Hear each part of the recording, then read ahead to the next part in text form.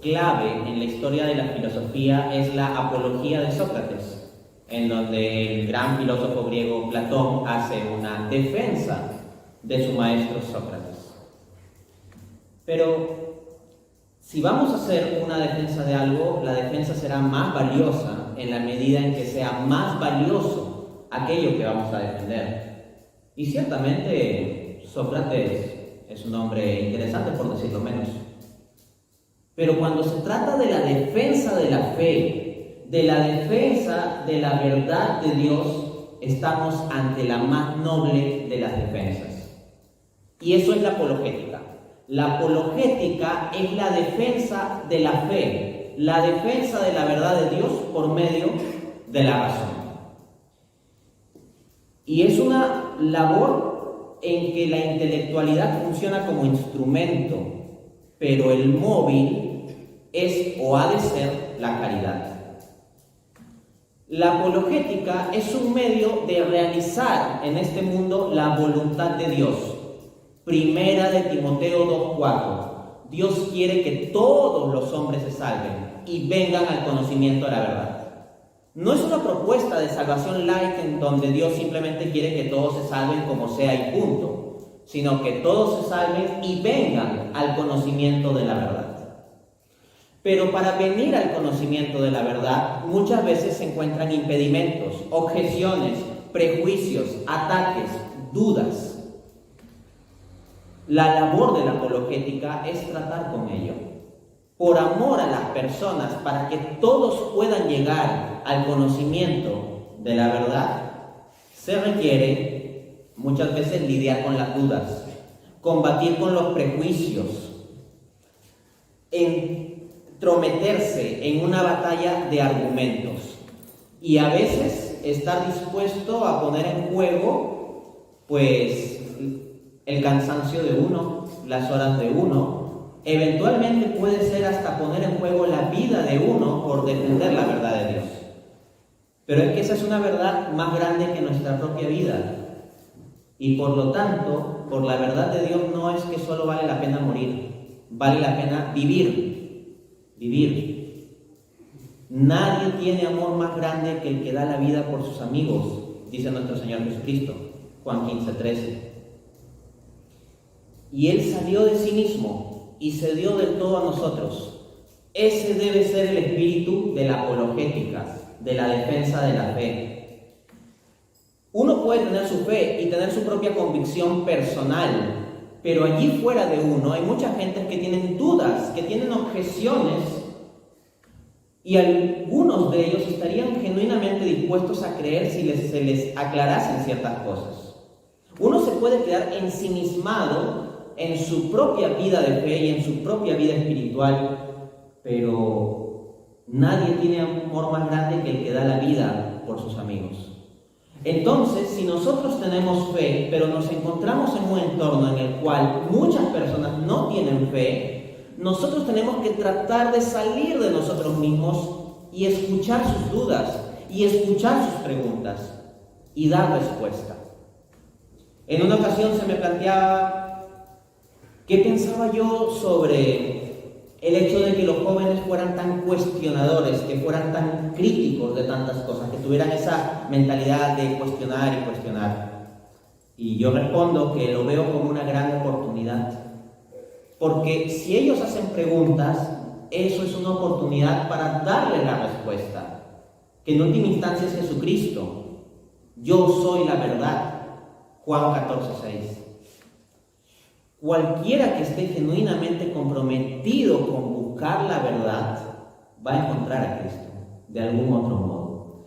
Entonces, en la medida en que haya preguntas sinceras de parte de los no creyentes, si nosotros por caridad estamos atentos a poder proveer respuesta, eso es una gran cosa. La apologética puede ser instrumental en la conversión de determinadas personas. Por supuesto que la causa formal o esencial, para utilizar el lenguaje tomista, siempre será Dios. La conversión la hace Dios, la función de la gracia.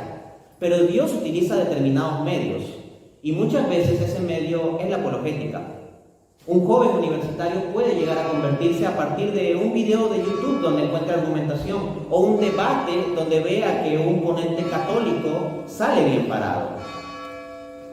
Esto es lo que nos debe mover, la caridad. Primera de Pedro 3:15 es el versículo clave de la apologética normalmente. Dice el apóstol, dice el primer papa: estén siempre preparados para dar razón de la esperanza que hay en ustedes, pero háganlo con humildad y con mansedumbre. No dice algunos de ustedes estén preparados, ¿no? Dice estén siempre preparados en una carta general. Estamos llamados a estar preparados todos, de los diversos movimientos religiosos, de las distintas carismas que hay dentro de la iglesia, de las distintas edades, países, lugares. Todos estamos llamados a saber dar razón de la esperanza que hay en nosotros y hacerlo con mansedumbre. Los argumentos contrarios a la fe deben ser atacados y obliterados con fuerza, pero a las personas se les ha de amar, siempre, siempre. Hay ocasiones en que yo me encuentro con personas muy cerradas, con las cuales no se ve mucho contexto para entrar en un diálogo con ellos directamente, pero eso no quita que yo ore por esas personas. Quien esté familiarizado con mi trabajo sabe que yo tengo muchos filtros para los debates y que solo acepto preguntas cuando la persona es sincera en lugar de venir a molestar. Ok, pero esos filtros no aparecen en mi rosario, por si acaso. Son mis filtros para debatir, son mis filtros para gestionar mi tiempo, son mis filtros para mi debate. Pero cuando yo, por ejemplo, rezo el rosario y pido por intenciones, pido por gente dura, pido por gente que me difama o que ataca la fe católica o cosas por el estilo, porque ahí no hay ningún filtro. Dios quiere que todos los hombres se salven y vengan al conocimiento de la verdad. 1 Timoteo 2:4. Y unos pocos versículos atrás, en 1 Timoteo 2:1, el apóstol Pablo dice: pido que se hagan oraciones y rogativas por todos los hombres. Entonces hay que orar por todos. Si en alguna ocasión te encuentras con que dando explicaciones de la fe hay alguien tan cerrado que te pone ya objeciones absurdas, irrazonables, y ya se ve que está en su voluntad el no creer y que no son simplemente las objeciones intelectuales, bueno, yo no te voy a decir que insistas en hacer apologética, no te voy a decir que insistas en discutir con un árbol o darte cabezazos contra una pared para ver si la mueves.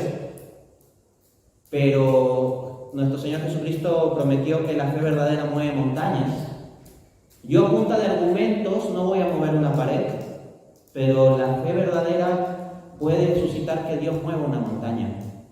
Entonces, cuando hay personas que su voluntad está aferrada a no creer, pidamos gracias especiales para esas personas y Dios sabrá disponer los medios. Pero un medio que Él pone a disposición de nosotros y es nuestro deber es saber dar razón de la esperanza que hay en nosotros. Entonces, quiero hacer un rápido recorrido sobre la historia de la apologética católica, desde los padres de la Iglesia, Santo Tomás, la Contrarreforma y la actualidad. Entonces, ya hemos explorado un poquito las bases bíblicas o espirituales de la apologética, cómo esto surge desde el corazón. Y esto porque el Espíritu Santo ha derramado la caridad o el amor de Dios en nuestros corazones. Romanos 5:5. No es porque uno sea muy inteligente o muy bueno o muy puro o muy santo, sino porque la gracia de Dios sabe utilizar todo tipo de instrumentos para llegar a las personas. En alguna ocasión en el Antiguo Testamento Dios habló por medio de un asna, ¿verdad? El asna de Balaam. O Dios estableció la prefiguración de Jesucristo en la persona de David, que es un adúltero. Entonces, Dios puede trabajar a través de un animal irracional como un asna, Dios puede trabajar a través de hombres pecadores como David. Por lo tanto, no tenemos excusa alguna para que Dios no vaya a trabajar por medio de nosotros. Hay una frase que se le atribuye a San Francisco de Asís, no sé si realmente se la habrá dicho él, no lo he podido verificar. San Francisco de Asís y la Madre Teresa creo que tienen el récord de frases atribuidas que no siempre habrán dicho, ¿no? Pero me parece muy valiosa, sería: si Dios puede trabajar a través de mí, entonces puede trabajar a través de cualquiera. Dios puede trabajar a través de cada uno de ustedes. Contemplemos entonces brevemente cómo Dios ha trabajado en la historia con la apologética. Comencemos con los padres de la iglesia. ¿Cómo los padres de la iglesia practicaron la apologética? Los padres de la iglesia son los sucesores de los apóstoles. Cuando en Mateo capítulo 28 Jesús asciende al cielo, dice: vayan a todas las naciones y hagan discípulos. Entonces los apóstoles que recibieron ese mandato hicieron discípulos. Y Jesús dijo: y yo estaré con ustedes todos los días hasta el fin del mundo. Bueno, los apóstoles se murieron y el fin del mundo no ha llegado. Entonces ese mandato de hacer discípulos sigue. Y los discípulos de los apóstoles hicieron discípulos. Y los discípulos de los apóstoles hicieron discípulos. Y los discípulos de los discípulos de los discípulos de los apóstoles hicieron discípulos. Y esas primeras generaciones de grandes cristianos son los padres de la iglesia. Y eventualmente de ahí, por sucesión apostólica, de seguir haciendo discípulos desde el día en que Jesús dijo eso, cuando ascendió al cielo, bueno, eventualmente llegamos nosotros. Por esa línea, por esa misma línea, esa es nuestra historia. Pensemos entonces en San Justino Mártir, patrono de los apologistas. San Justino Mártir no es un sacerdote, es un laico, muy interesado en la filosofía y muy comprometido con su fe cristiana, converso. Él escribió libros como La Primera Apología, por ejemplo, donde hace una defensa racional de la fe cristiana ante el emperador. O El Diálogo contra Trifón, que es un libro de un debate, la recopilación del debate que tuvo San Justino Mártir con el judío Trifón.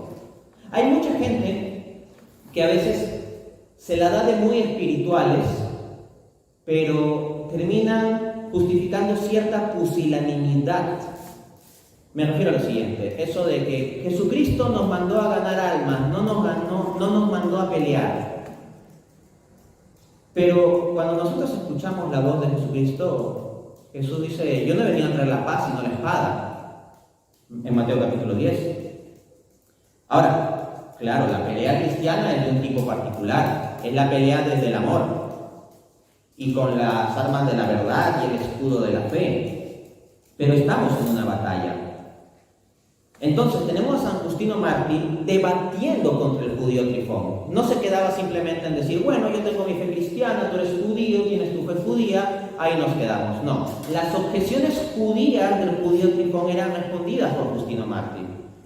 Y Justino Mártir trata de convencer a Trifón. Si uno lee el diálogo, no es meramente una pelea argumentativa, sino que se llegan a tratar con cierta familiaridad, pero sin por ello ceder en algún punto de la doctrina. Y aquí se está siguiendo lo que ya se veía en el apóstol Pablo. Leamos Hechos capítulo 17, versículo del 1 al 3. Y se dice que Pablo iba todos los días a la sinagoga y disputaba o debatía con los judíos. Ahí viene a Pablo debatiendo.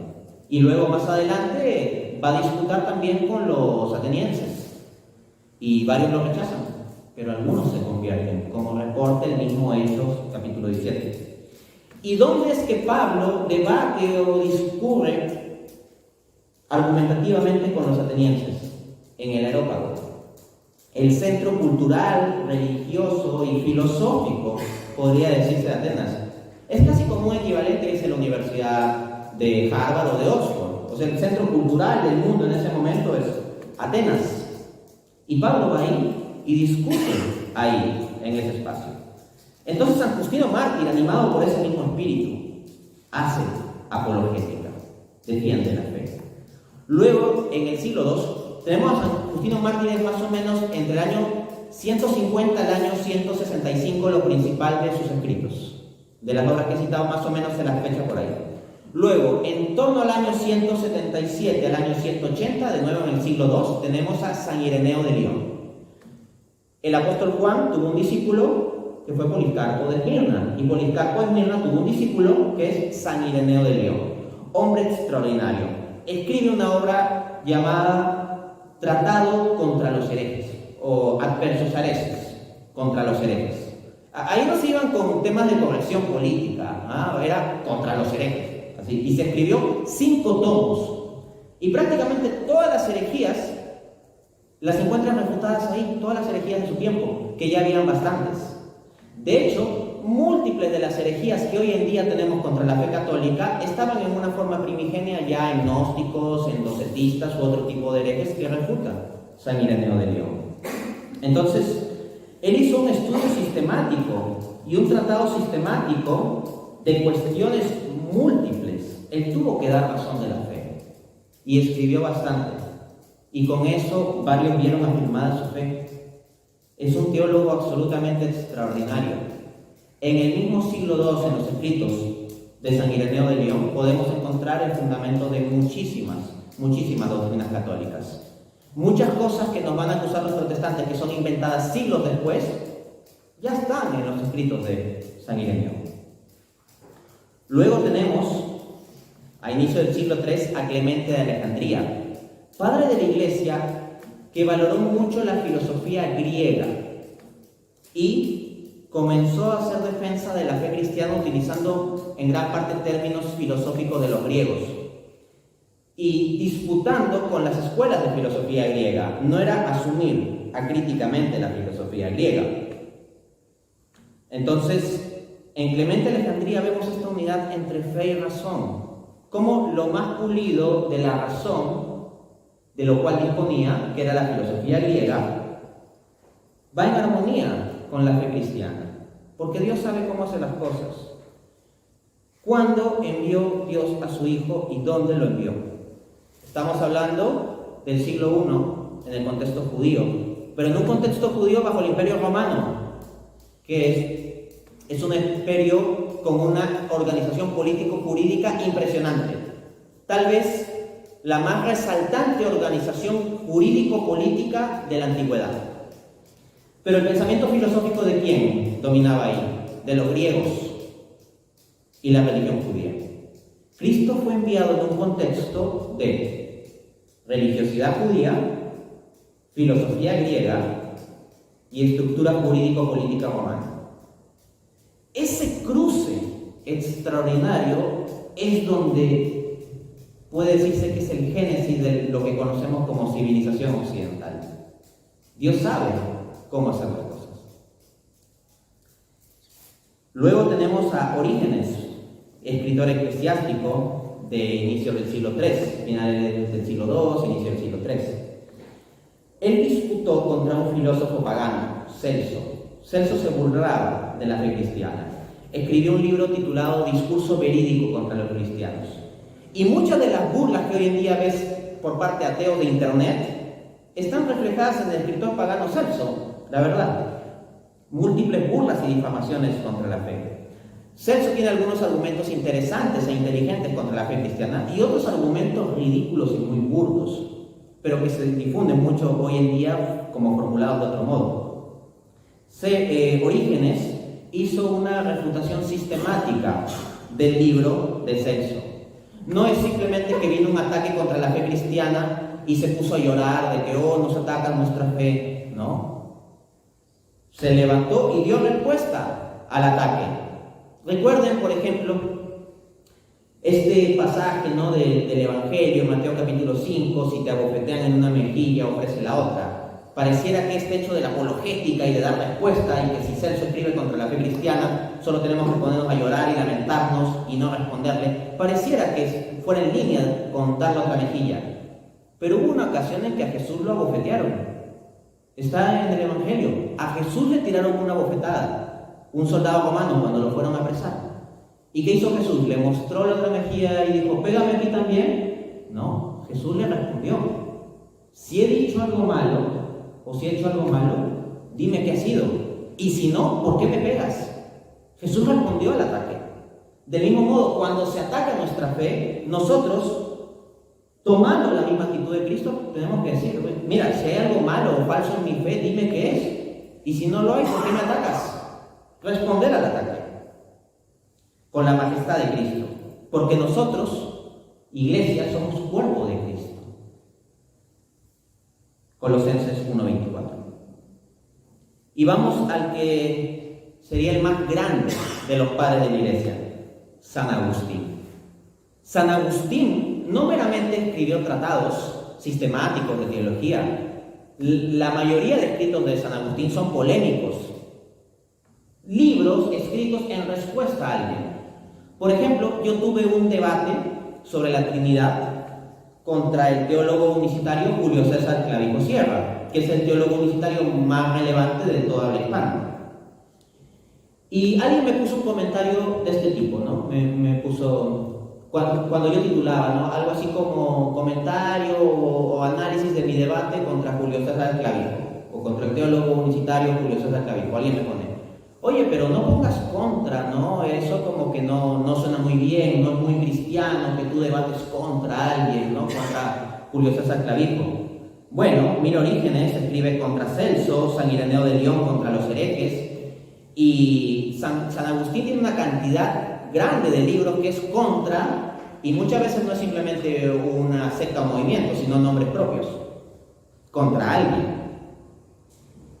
Ya San Jerónimo decía que hace a los enemigos de Dios, los hace sus propios enemigos personales. Y yo tengo mis enemigos personales. Yo no voy a venir con una versión de cristianismo light, todos somos amigos. Tengo mis enemigos. Y bajo la misma lógica de San Jerónimo, los que son enemigos de Dios, los que son enemigos de la fe católica son mis enemigos personales, porque para mí vivir la fe católica es algo personal, es mi vida.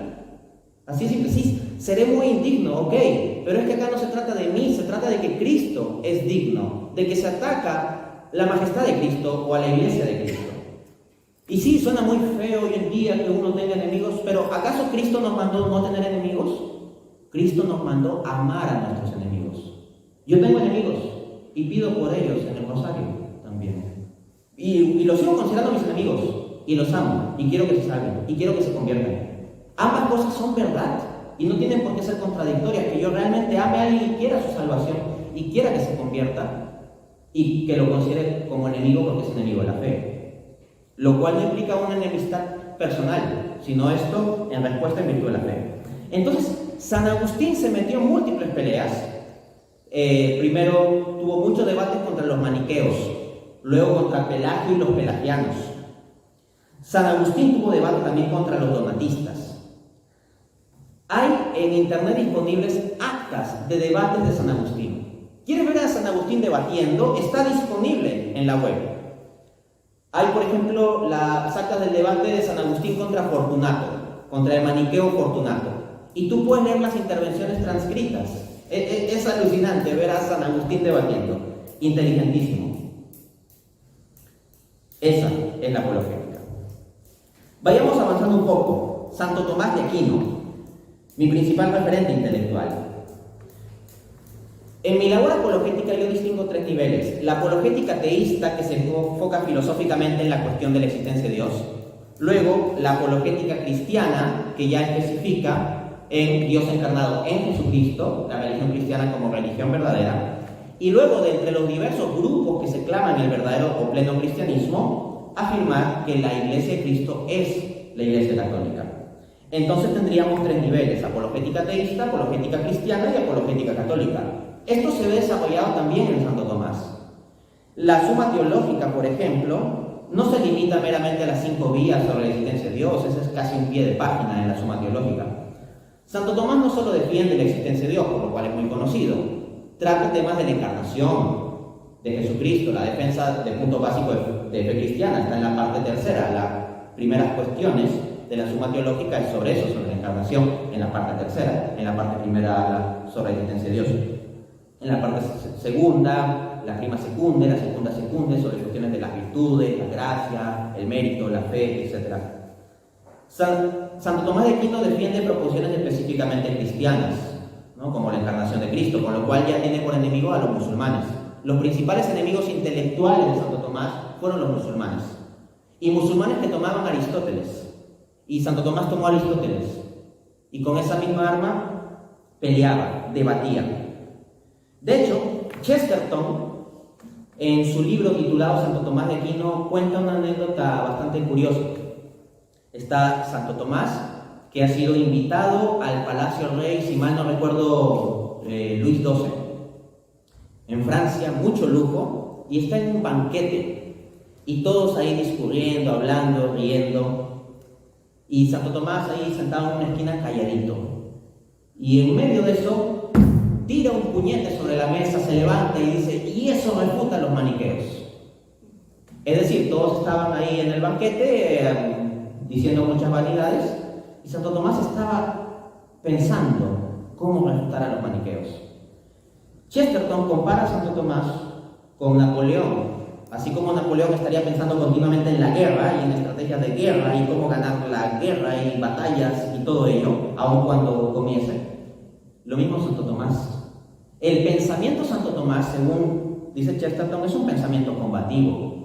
Santo Tomás fue un hombre muy tranquilo, muy noble, muy sobrio, muy moderado, hasta le decían el güey mudo, porque era grande, gordo y tranquilito. Pero su pensamiento es sumamente combativo. Eso de las objeciones que se pone a sí mismo y cómo refuta las objeciones, es combate, es combate. Ese es Santo Tomás.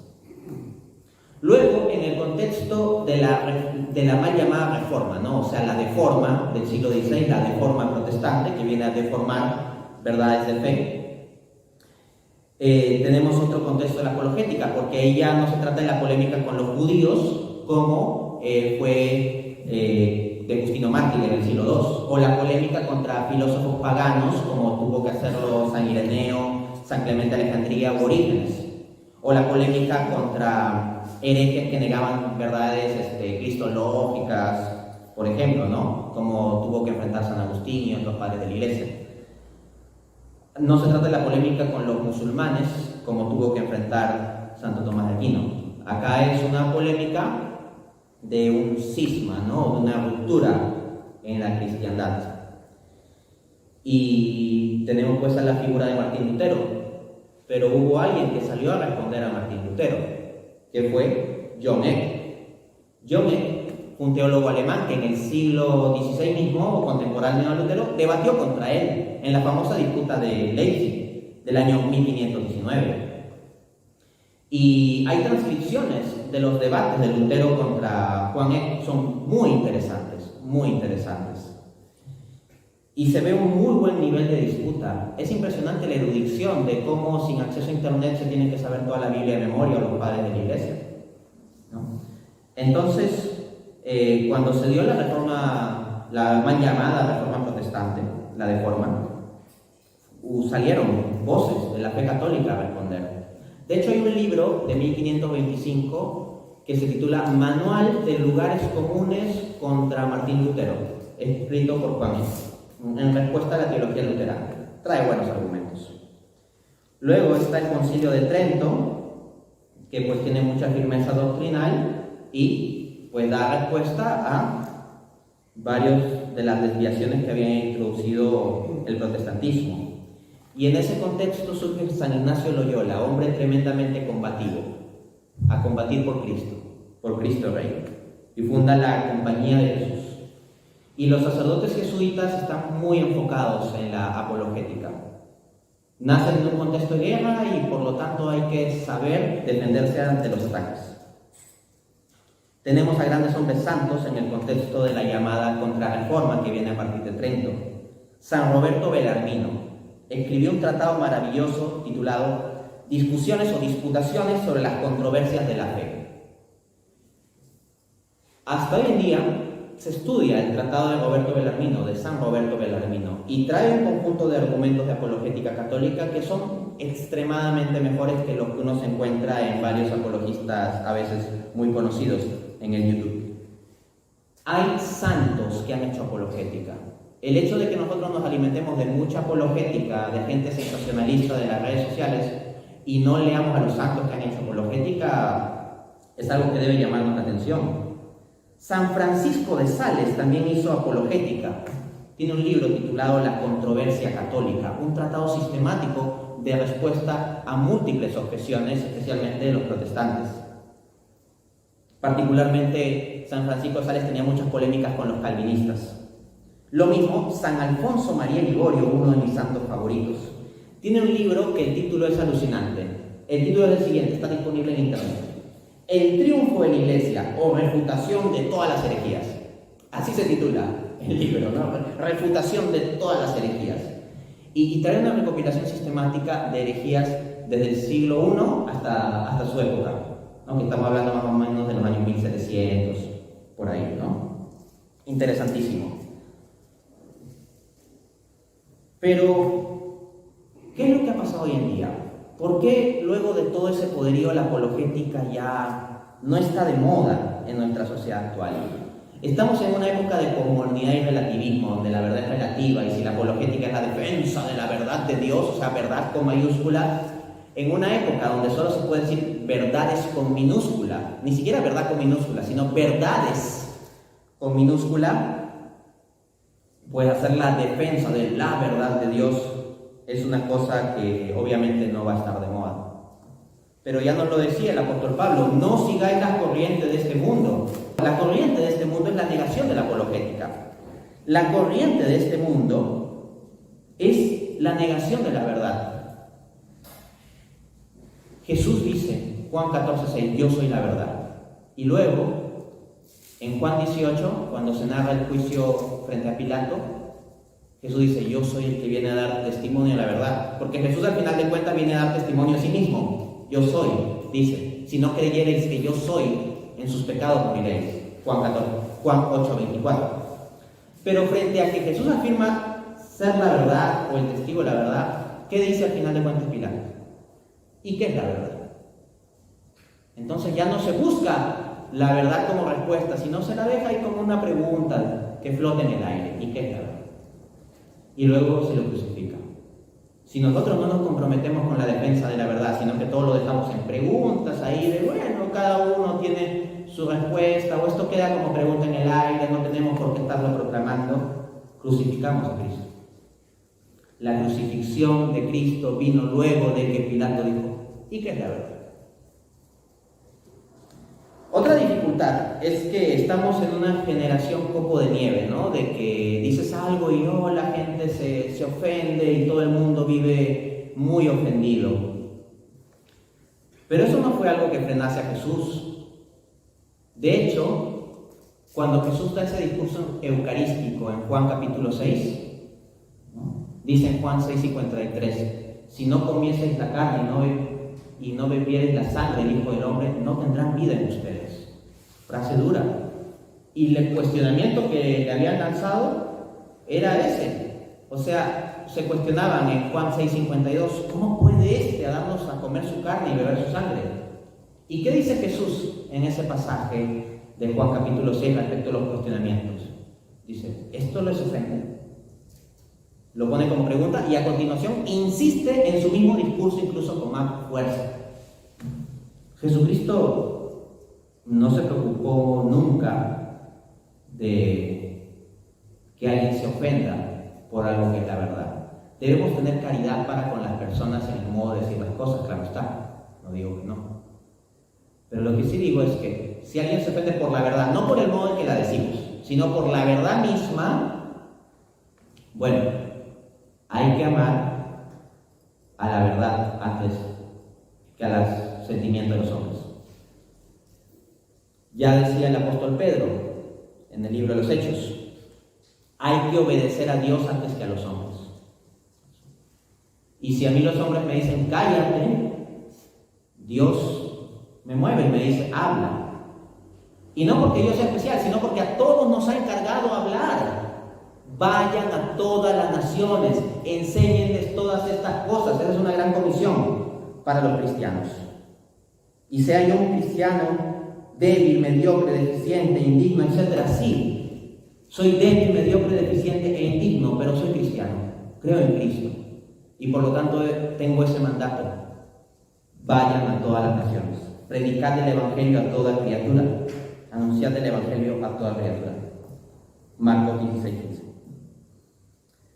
No obstante, y con esto ya voy cerrando, hoy en día se ha dado como un resurgimiento de la apologética, porque en medio de ese sinsentido posmoderno en donde no hay una verdad, así como mayúscula, hay mucha gente que tiene hambre de verdad, porque esa hambre de verdad no se puede eliminar del hombre. Tenemos hambre de verdad con mayúscula por ser seres humanos. Y si nuestra sociedad simplemente nos va a ofrecer verdades con minúscula, nos vamos a quedar hambrientos. Y por lo tanto, si nosotros seguimos ofertando esa verdad con mayúscula, como el hambre sigue en el ser humano y nuestra sociedad no puede saciarle con verdades con minúscula, eventualmente hay gente que va a escuchar en medio de esta sociedad postmoderna, si somos coherentes. Y en el contexto de los debates, de las redes sociales, ha comenzado a resurgir la apologética, con el peligro, claro está, de que muchos de los debates apologéticos pueden convertirse en show, pero igual hay una oportunidad y que puede utilizarse bien.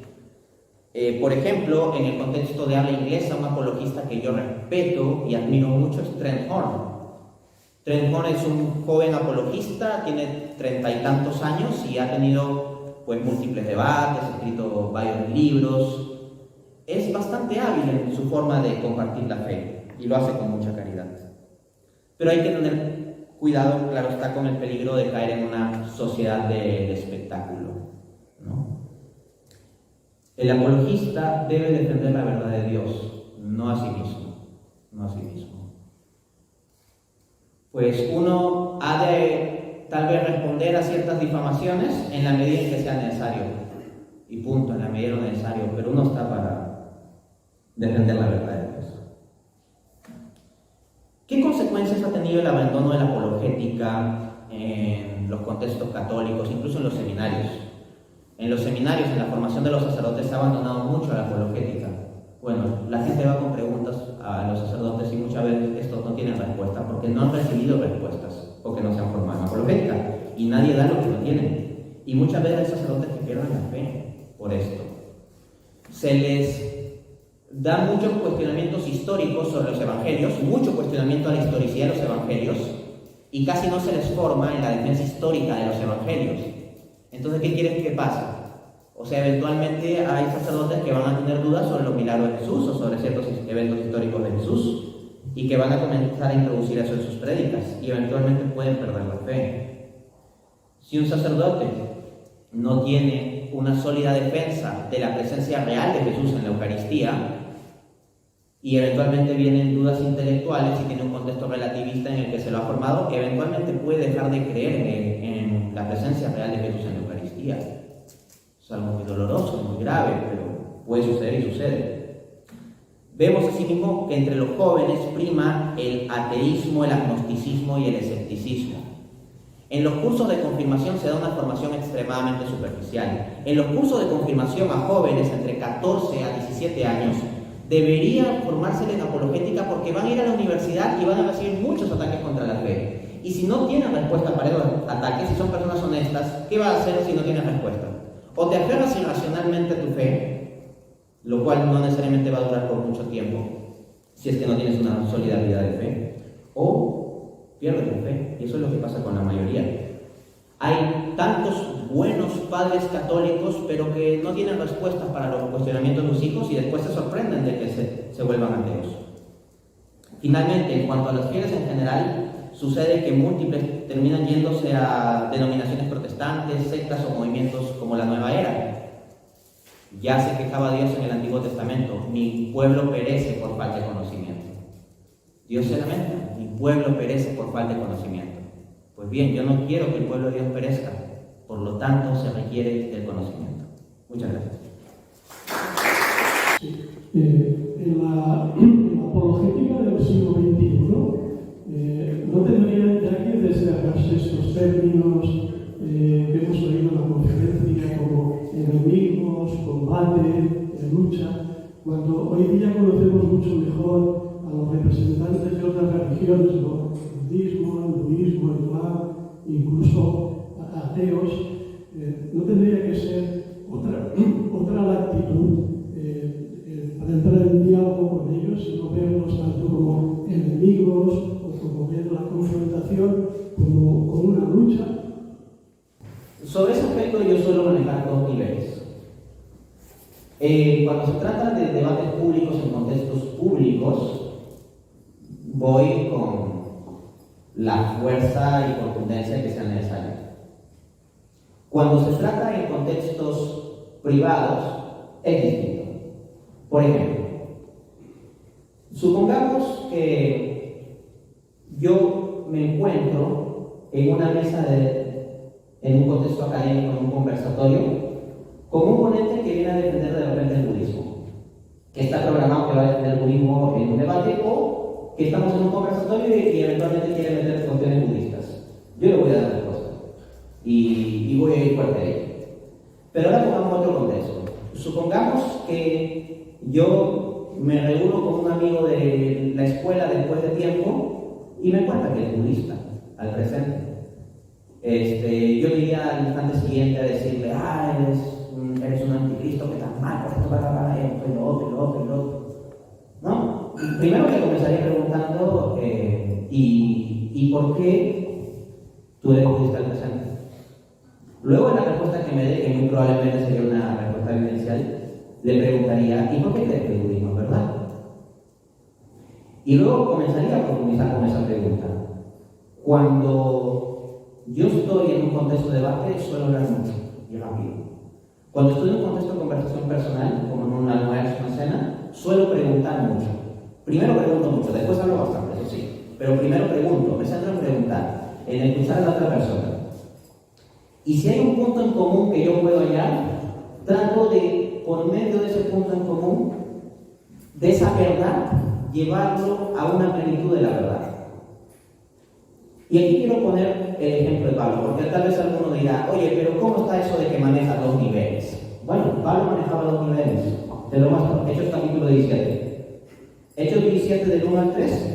Dice que Pablo disputaba con los judíos, ahí te imaginarás Pablo citando la Biblia, las escrituras, aquí, allá, interpretaciones, y él con su autoridad de conocimiento que tiene como fariseo, y su perfecto conocimiento de la ley y todo ello, ¿no? Disputa. Pero cuando tú vas a Hechos capítulo 17, del versículo 22 en adelante, te encuentras que Pablo, versículo 22 y 23, dice, varones atenienses, veo que todos son muy religiosos, porque paseando y mirando vuestros santuarios, hay un altar con la inscripción, al Dios desconocido. A ese al que ustedes adoran, pues, sin conocerlo, es a quien yo les anuncio. Eso dice Pablo. Noten que no dice, este maldito altar pagano, hay que tirarlo y destruirlo. No.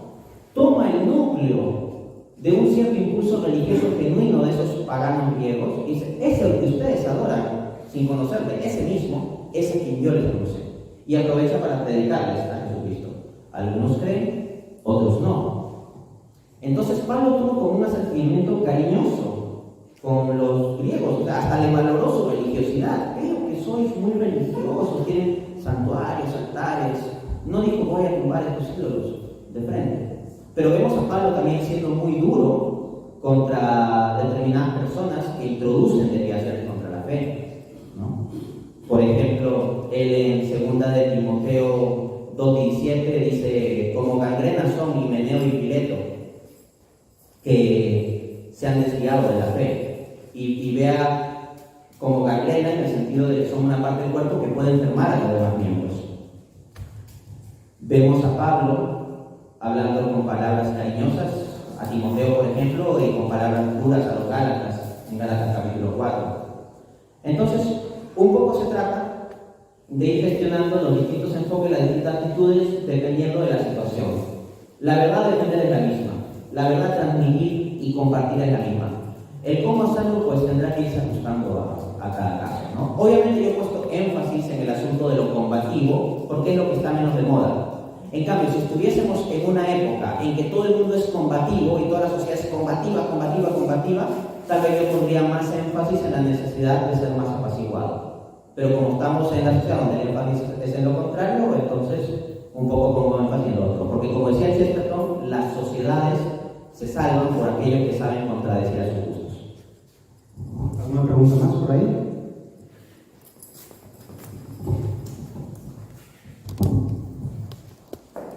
Dante, en alguna ocasión se ha mencionado el ecumenismo como algo contrario a cuando se muestran intereses apologéticos.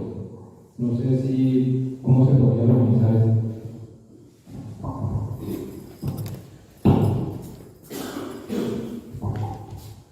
Pues creo que ya tenemos un ejemplo bíblico en el apóstol Pablo, ¿no? O sea, un sano ecumenismo es como lo que hizo el apóstol Pablo. Hechos capítulo 17. De hecho, en el versículo 28, Pablo cita filósofos paganos, no le cita el Antiguo Testamento. Y no dice, ustedes son unos impíos porque no creen en las escrituras de Dios. No, va donde los griegos y le dice, como vuestros propios poetas han dicho, o como vuestros propios pensadores han dicho, en él somos, nos movemos y existimos. Y esa es frase de pensadores griegos, que se lo cita un auditorio griego. Entonces Pablo trata de buscar el punto en común y con base en ese punto en común construir. Pero ojo, Pablo no se calla. Pablo luego predica a Cristo crucificado y resucitado. Cuando Pablo citó a los filósofos griegos, se relata que varios le escucharon. Pero cuando comenzó a hablar de Jesús crucificado y resucitado, se dice que varios dijeron, otro día te escuchamos. ¿No? Lo ven en estos capítulos. Pero también se dice que algunos se convirtieron. Entonces, el reto de un auténtico ecumenismo es tratar de buscar puntos en común, como el punto de la verdad, por ejemplo, puntos en común. Porque nosotros tenemos puntos en común, por ejemplo, con un budista. Un budista va a estar de acuerdo con un cristiano al menos en que los placeres de este mundo no son la guía correcta para la felicidad del hombre, ¿no? Por ejemplo, podríamos partir de esa premisa. Y luego, partiendo de esa premisa, tratar de llegar a qué es lo que da la felicidad plena. Un budista nos ofrecerá un nirvana, por ejemplo, o que es un todo y una nada a la vez. Nosotros le ofrecemos un Dios personal, trino de amor. Y podemos poner a competir ambas opciones, pero partiendo de la premisa común de que las cosas de este mundo no nos dan la felicidad. Entonces, el auténtico ecumenismo debe ir así, partir de puntos en común para ir hacia la verdad más plena. Así Pablo no se cayó el tema de la resurrección ni el tema de la crucifixión, que no les iba a gustar a los filósofos griegos, igual lo dijo, ¿no? Y ya el gran Papa Juan Pablo II, San Juan Pablo II, dice explícitamente que no es válido un ecumenismo que se haga a costa de la verdad.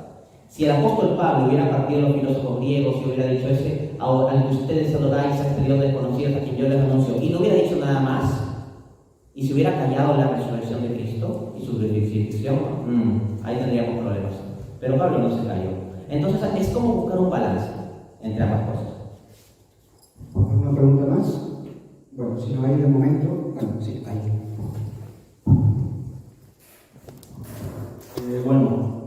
Mi pregunta está bastante relacionada con lo que ha dicho buen hombre. Para todos aquellos que tenemos un celo por la apologética y bastante gusto por ello, y tenemos que enfrentarnos muchas veces a un entorno cercano, familiar, donde no se acaba de entender la virtud teologal de la fe, donde se tiene una mentalidad liberal de arrinconar la fe al ámbito privado, en relación a la apologética y al uso del lenguaje en la dialéctica y en los debates.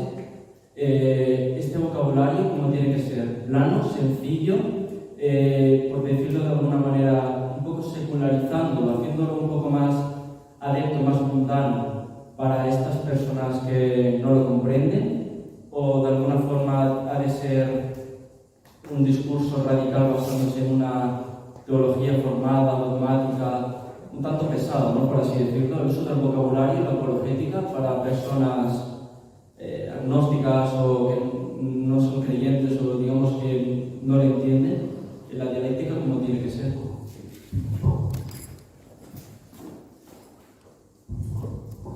Buena pregunta. La verdad no ha de cambiarse, pero se puede cambiar el modo de decirla. ¿Ok? El apóstol Pablo, en 1 Corintios 9:21, si no estoy mal, dice, me hice como gentil con los gentiles. Entonces, Pablo cuando está con los griegos, con los gentiles, como dije, citó filósofos griegos. Entonces, Pablo hizo una adecuación del lenguaje, porque con los judíos con los que discutía de Tesalónica, no creo que les haya citado filósofos griegos, les habrá citado al profeta Isaías, por ejemplo, ¿no? Y eso es algo también que entendía muy bien Santo Tomás. En la Suma contra Gentiles, Santo Tomás pone como un tratado de discusión contra las religiones no cristianas. Y pues no es que esté lleno de citas bíblicas ese documento, precisamente porque los no cristianos no asumen a la Biblia como fuente, ¿no? Es como que llego como un ateo y yo digo, no puede ser ateo porque es un necio, porque en el Salmo 14:1 dice, dijo el necio en su corazón, no hay Dios. Entonces si tú dices que no hay Dios, eres un necio, jaja, te lo refuté. No sirve, ¿no? Hay que ir con otro tipo de lenguaje Hay que ir por niveles también. Por ejemplo, yo soy muy sistemático en mi trabajo público. Durante las primeras fases de mi trabajo público me centré en la defensa filosófica y la existencia de Dios. Casi no habla de catolicismo ni de Jesucristo. No es que lo negase, tampoco. Pero no era muy explícito al respecto. Luego, en una segunda fase, comencé a ser más explícito con el tema de Jesucristo. Y ya muy pronto vendrá la tercera fase, que comenzaré a hablar más explícitamente en defensa de la fe específicamente católica, y esto implicará también controversia con grupos cristianos no católicos, ¿no? Entonces, uno debe distinguir en qué terreno está para ver cómo va a ser la aproximación. Pero algo que va a ser fundamental es la coherencia de vida, y qué es lo que es más difícil. Muchas veces nuestros argumentos no van a ser escuchados, pero nuestra conducta va a ser vista. Hay personas que han perdido la fe por malas conductas que han visto por parte de personas de la iglesia. Y hay personas que han llegado a la fe gracias a buenas conductas de parte de personas de la iglesia.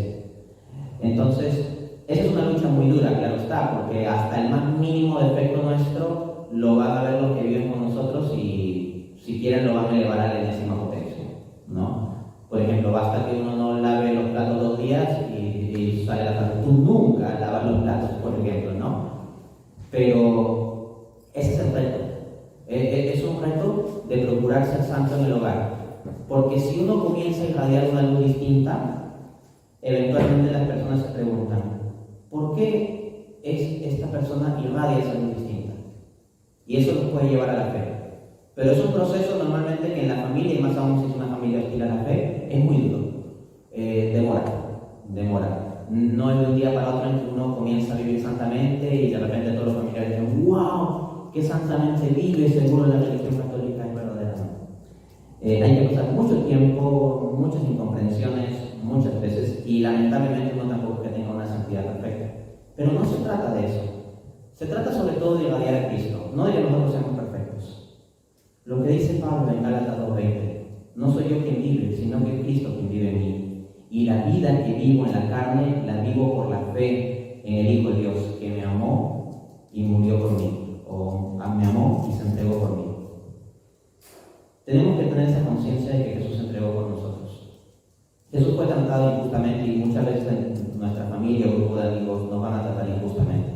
Y Jesús proclamó la verdad y así fue despreciado, y muchas veces nos van a despreciar, pero hay que perseverar. Esa perseverancia en vivir la fe, vivir la verdad, vivir desde el amor, transforma. Y no hay que dejar de orar, Hay que pedir mucho por las personas de nuestra familia que estén lejos de la fe. ¿Cuántos hijos se han convertido a partir no de argumentos apologéticos, sino de oraciones de sus madres? O sea, la apologética acabamos que es omnipotente. Santa Mónica no se puso a estudiar muchísimo para refutar cada argumento maniqueo o escéptico de San Agustín durante sus épocas anticatólicas. Se puso a orar por él. Y eso es lo que terminó haciendo las cosas. Un instrumento en la conversión de San Agustín fue San Ambrosio. Pero San Ambrosio, sin las lágrimas de Santa Mónica, creo que no hace nada, ¿no? Y otra cosa, tal vez ellos no te escuchen a ti, porque tú eres el miembro de la familia y uno no es profeta en su tierra. Pero si uno ora por sus familiares, eventualmente esa familia va a escuchar a otra persona, tal vez. Que le pueda decir tal vez lo mismo que te estás diciendo tú, pero lo van a escuchar del otro. Y eso ayuda a fomentar la humildad. En última instancia, te recomiendo, recuerda lo que dice Jesús en Mateo capítulo 10. Los enemigos de uno serán de su propia casa, por ser coherentes con la fe. Pero también nos dice en Mateo 5:48, amen a sus enemigos, oren por los que los persiguen. Y si uno ora, se ven conversiones.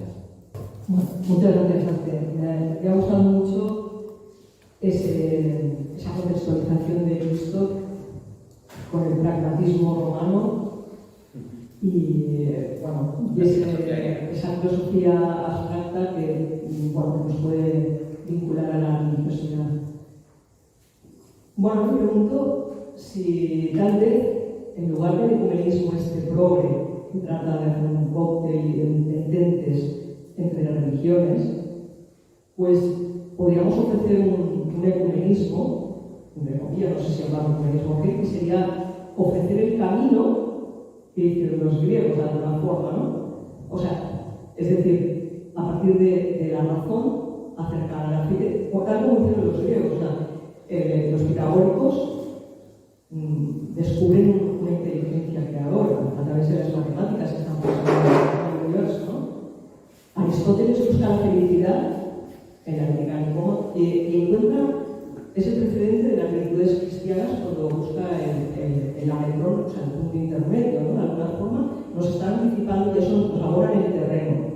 Y luego, para colmo, los dioses griegos eran caprichosos, que tan pronto te fastidiaban y se reían, como cuando te hacían algo bueno, pues tampoco sabías estudiarte porque al día siguiente se podían burlar. Y entonces Cristo es el Dios del amor, que ahí sí que ya no hay él. Entonces, hacer andar, ofrecer ese humanismo a la sociedad de alguna forma, claro, es que partimos ahora de que ya falta base cristiana, no sé, las escuelas, más bien es lo contrario.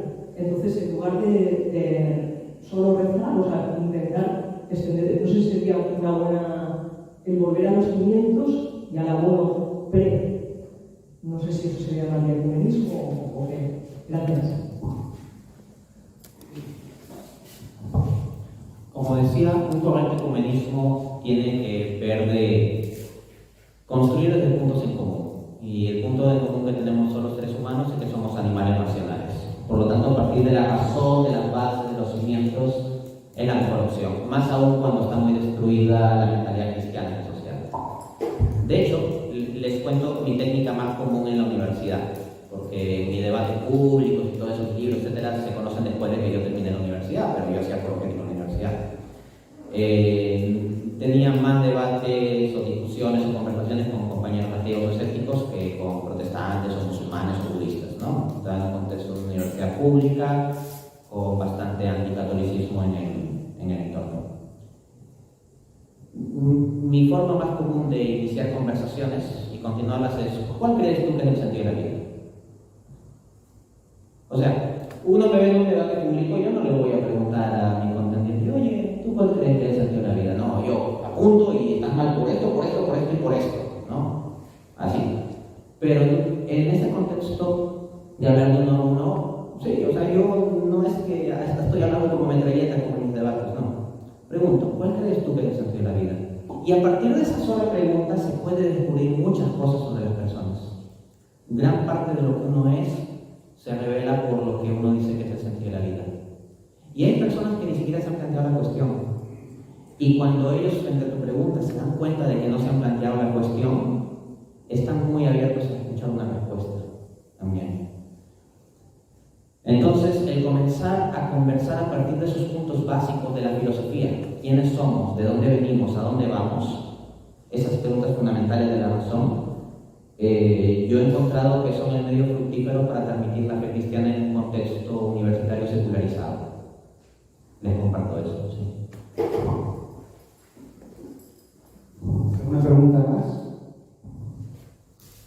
Quería aprovechar antes de que Dante recomiende en medio segundo los libros, hacerle una yo. Simplemente, Dante, primero, si consideras que en cierta manera el nominalismo es la ideología más perniciosa porque ha socavado los cimientos de la metafísica.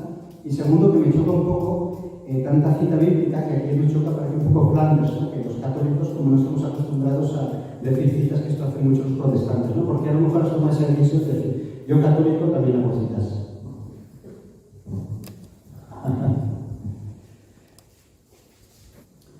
A ver, la segunda cuestión es la de las citas y la primera era la de el nominalismo, ¿no? Voy a empezar por la segunda. Sí, el tema de las citas bíblicas. Hubo una ocasión en que unos protestantes organizaron un concurso de citas bíblicas. Lo ganaron unas monjas. De eso se trata. O sea, no podemos permitir que nos quiten la Biblia. La Biblia es el libro de la iglesia. Porque no es que la iglesia salió de la Biblia, no es que Jesús ascendió al cielo y cayó una Biblia completa con el canon listo de Antiguo y Nuevo Testamento y un conjunto de gente lo recogió, se puso a leer y salió una iglesia o salieron 20 iglesias, ¿no? Pero ascendió a los cielos y dejó a un grupo jerárquico autoritativo de los apóstoles que con la predicación oral formaron una iglesia y formaron una comunidad. Cuando Pablo escribe la primera carta a los romanos, perdón, la primera carta a los corintios, o la carta a los romanos, o la carta a los tesalonicenses, está escribiendo a comunidades cristianas que ya existen. La iglesia existe desde antes de que se escriban cartas dirigiéndose a comunidades de iglesia, así de obvio, ¿no? Entonces, es la Biblia, al menos en el sentido de libro estructurado, la Biblia la que surge de la iglesia, es escrita en el marco de la iglesia. Y nosotros no podemos permitir que los protestantes pues nos quiten eso. Muchas veces cuando se escucha a alguien que cita mucho Biblia, a veces hasta se lo gusta de protestantizar o cosas por el estilo.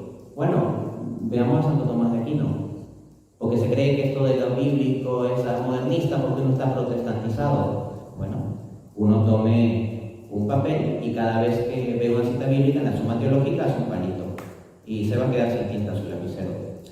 La cantidad de citas que hace Santo Tomás de la Biblia es absolutamente enorme y Santo Tomás no tenía Google, entonces tenía que tenerlo aquí y aquí. Y se trata de eso, de que tengamos la palabra de Dios aquí y aquí. Y claro, a mí también me es necesario por los fines polémicos, ¿no? De la apologética, como tengo que estar en estas idas y venidas, tengo que estar muy listo con las citas, ¿no? Luego, con respecto al nominalismo, se ha hablado, por ejemplo, del modernismo o del protestantismo como el compendio de todas las herejías, ¿no? Pero podríamos decir que el nominalismo es el compendio de todas las herejías, pero no en que desemboca, sino en raíz el nominalismo de Ockham. En los filósofos modernos, de algún otro modo, puedes encontrar ese rastro nominalismo.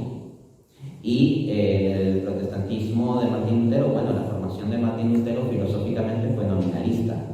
Él no es que fue formado en un tomismo fuerte, católico, una escolástica fuerte, ¿no? Fue formado en una escolástica decadente y que ni era escolástica propiamente, sino nominalismo.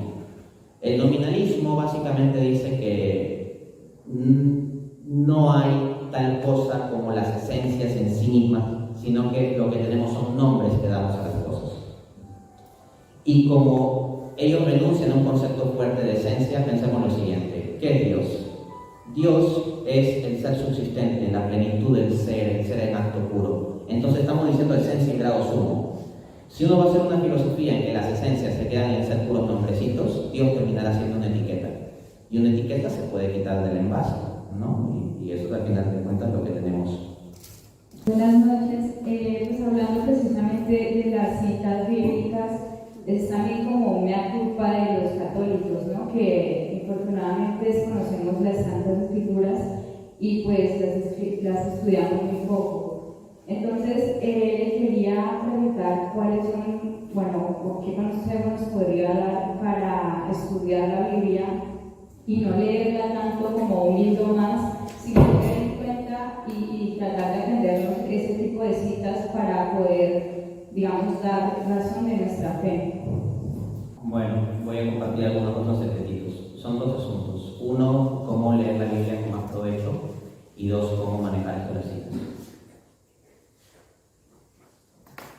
Primero, no lean la Biblia en orden. Lean primero el Nuevo Testamento, ¿ok? O sea, hay mucha gente que dice, voy a leer la Biblia, y de repente hay cosas que no entienden del Génesis o del Éxodo, o llega el Levítico y se le hace como muy complicado y raro todo ese ritual y se frena y ya no lee la Biblia, ¿no? No. Nosotros entendemos el Antiguo Testamento a la luz del Nuevo. Entonces hay que leer primero el Nuevo Testamento. Creo que leer el Nuevo Testamento en orden no está mal. O sea, un orden que funciona más o menos bien. Aunque si uno quiere seleccionar algunos pocos libros así, y si no va a leer todo, pues yo recomendaría mucho la primera carta de Juan, ¿no? La carta de Santiago, el Evangelio de Lucas, etc. ¿Cómo conviene leer la Biblia? Bueno, en primer lugar hay que leer todos los días, pero no leer mucho, sino leer bien. Uno podría ponerse una dinámica de 15 minutos de lectura bíblica al día, o leer un capítulo bíblico al día. Es muy fácil de seguir, en cualquier momento del día, pero que lo cumpla siempre. Un capítulo de la Biblia del día y eventualmente la va a leer toda. Lo óptimo sería leerlo en horas de la mañana y irlo masticando, así como masticar un chicle, así, sacándole todo el dulce, igual, masticar lo que has leído. Y conviene leerla más de una vez. Hay muchas cosas que yo llevo años en la apologética, he estudiado bastante y sigo encontrándome con detalles que no me había dado cuenta antes. La Biblia me sigue impresionando y sigo aprendiendo muchas cosas. Entonces yo recomendaría una disciplina de iniciar con el Nuevo Testamento y después el Antiguo Testamento, un capítulo al día. Todos los días uno va a adquirir un buen conocimiento. Luego yo sugiero memorizar un versículo bíblico al día, no más. Pero ser perseverante, la clave es la perseverancia. O sea, todos hoy en día podemos salir con muchas ganas de aprendernos la Biblia en memoria para poder decir versículos. Sí, pero esas ganas se te van a ir. Pero si tienes un compromiso de memorizar un versículo al día, eso te va a quedar. Pero uno tiene que ser perseverante. Como dice Jesús en Mateo 24:3, el que persevere hasta el fin, ese será salvo, ¿no? Entonces, el que aprenderá será el que persevere.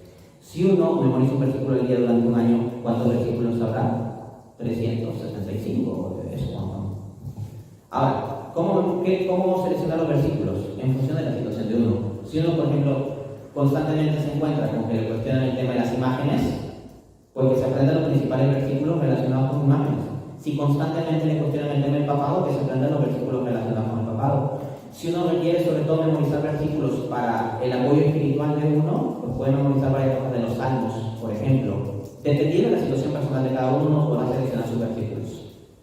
Y uno al día. Y yo sugeriría que cada día se repase los versículos de los días anteriores, en una semana.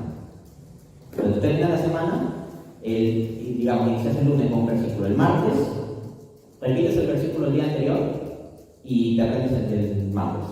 Y el miércoles te repites los versículos del lunes y el martes y memorizas el del miércoles. Y si se te olvida uno de los anteriores, lo vuelves a repetir. Y con que hagas eso constantemente vas a obtener un buen dominio de versículos bíblicos. Todo requiere disciplina, requiere perseverancia. No es difícil el hacerlo, en el sentido de técnicamente cumplir eso. Lo difícil es la voluntad de perseverar. Y a este respecto pueden servir mucho las alarmas en el celular, que yo las uso bastante.